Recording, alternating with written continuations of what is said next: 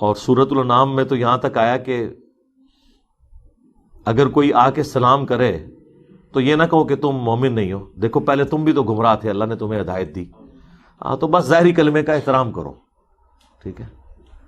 وہ بخاری مسلم میں آتا ہے اسامہ ابن زید سے ایک بندہ قتل ہو گیا تھا، جب تلوار کے نیچے آگے اس نے کلمہ پڑھ لیا، بعد میں ان کو بڑا قلق ہوا، حضور سے جب بات کی نبی علیہ السلام نے فرمایا کہ اسامہ جب اس نے کلمہ پڑھ لیا تھا تو نے پھر بھی اسے قتل کر دیا، کہ یا رسول اللہ ڈر کے پڑا تھا۔ آپ نے فرمایا تو نے اس کا دل چیر لیا تھا، اسامہ تو کیا کرے گا، اسامہ تو کیا کرے گا، اسامہ تو کیا کرے گا، جب قیامت کے دن وہ کلمہ پڑھتا ہوا اللہ کی بارگاہ میں تیرے خلاف مقدمہ قائم کر دے گا۔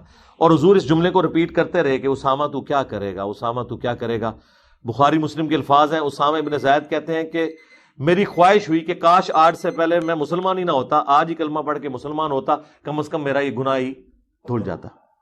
اور ایک اور حدیث بخاری مسلم میں ایک صحابی کہتے ہیں یا رسول اللہ فرض کریں میں میدان جنگ میں ہوں، کافر سے لڑ رہا ہوں، اور وہ میری تلوار کے نیچے آ جاتا ہے اور وہ ڈر کے کلمہ پڑھ دیتا ہے، تو میں کیا اسے قتل کر دوں؟ آپ نے فرمایا نہیں، حالانکہ ڈر کے بھی پڑھ رہا ہے کلمہ۔ کہتے ہیں یا رسول اللہ بالفرض میں قتل کر دوں؟ ہائے ہائے ہائے۔ آپ نے فرمایا اگر تو نے اسے قتل کیا تو قتل کرنے سے پہلے جس جگہ پہ وہ تھا نا، قتل کرنے کے بعد تو اس کی جگہ پہ آ جائے گا اور وہ تیری جگہ پہ آ جائے گا اللہ کے حضور۔ کتنی سخت وعید ہے، یعنی وہ مسلم شمار ہو جائے گا اور تو کافر شمار ہو جائے گا۔ یہاں پہ لسانیت کی بنیاد پہ، پولیٹیکل ایفیلیشنز کی بنیاد کے اوپر، مذہبی منافرت کی بنیاد پہ ایک مسلمان دوسرے کو قتل کر دیتا ہے، اور اس کی پش پناہی ہمارے ریاستی ادارے کر رہے ہوتے ہیں امت کے وسیع تر مفاد کے اندر، پاکستان کے وسیع تر مفاد کے اندر۔ یہ میں پرانے بزرگوں کی بات کر رہا ہوں، اب تو کافی انہیں سمجھ آ گئی ہے۔ تو قرآن پڑھا ہو تو اس قسم کی حرکت کوئی کرتا ہے؟ وَإِنْ أَحَدٌ مِّنَ الْمُشْرِكِينَ اسْتَجَارَكَ، اگر مشرکین میں سے کوئی پناہ طلب کرے تم سے، دیکھیں جی کتنی ڈیل ہے۔ ایک تو تھا نا کہ توبہ کر کے ایمان لے آئے، ایک دوسرا آپشن یہ ہو سکتا ہے کہ وہ کہ میں مسلمان نہیں ہوتا لیکن یار مجھے مارو نہ، مجھے پناہ دے دو، تو اللہ تعالیٰ مارا اسے بھی پناہ دے دو۔ یعنی اگر اس نے تلوار پھینک دی ہے نا، مسلمان نہیں ہو رہا لیکن وہ کہہ رہا ہے نہ میں تلوار تمہارے خلاف اٹھاتا ہوں نہ تم میرے خلاف اٹھاؤ، مجھے پناہ دے دو، مجھے مزید کوئی مہلت دے دو، میں یہ علاقہ چھوڑ جاؤں گا یا میں اپنے عقیدے کو ری وزٹ کرتا ہوں۔ پھر کئی لوگوں نے پھر ری وزٹ کیا۔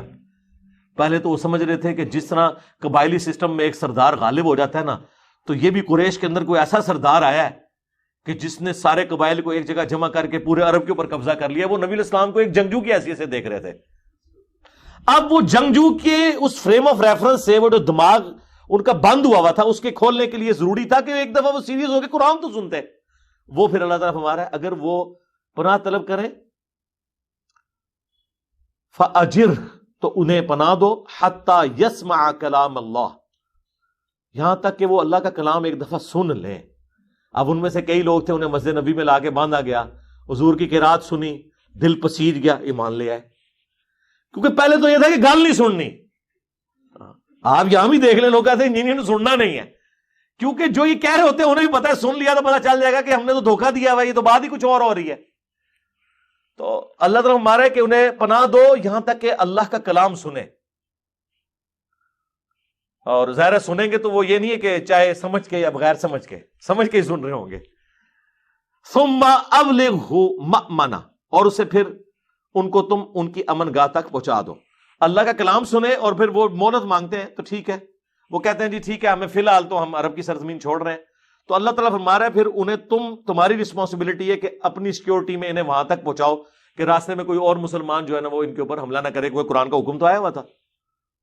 ہائے ہائے، ثم ابلغہ مأمنہ، امن گاہ تک پہنچا دو۔ ذالک بانہم قوم لا یعلمون، یہ اس لیے کہ دیکھو یہ قرآن کو تو جانتے ہی نہیں، اللہ کو جانتے نہیں، رسول کو جانتے نہیں، جاہل لوگ ہیں۔ جو ہم بھی کہتے ہیں خدا کے لیے، یار عام پبلک پہ کون سا غصہ، ان بیچاروں کو تو پتہ ہی نہیں ہے کہ انہیں مکے مدینے کے نام کے پہ سواریاں سوار کر کے انہوں نے دیوبند بریلی میں پھینک دی ہیں۔ یہ تو بیچارے پورے اخلاص کے ساتھ لگے ہوئے تھے ان فرقوں کے ساتھ کہ شاید یہ ہمیں اس شخص کے ساتھ جوڑیں گے جس کی قبر مدینے میں ہے، لیکن کیا پتا تھا کہ مدینہ شریف کے علاوہ دنیا کے ہر شریف جگہ کو پہلے خود شریف ڈکلیئر کیا اور وہاں پہنچاتے رہے، اللہ تک نہیں پہنچنے دیا، اس کے رسول تک انہوں نے نہیں پہنچنے دیا۔ اللہم من احییتہ منا فاحیہ علی الاسلام ومن توفیتہ منا فتوفہ علی الایمان. اللہ تعالیٰ سے دعا ہے جو حق بات میں نے کہی اللہ تعالیٰ ہمارے دلوں میں راسخ فرمائے.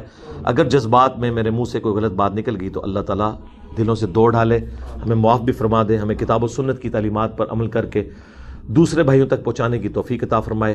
سبحانک اللہم وبحمدک اشہد ان لا الہ الا انت استغفرک واتوب الیک وما علینا الا البلاغ المبین.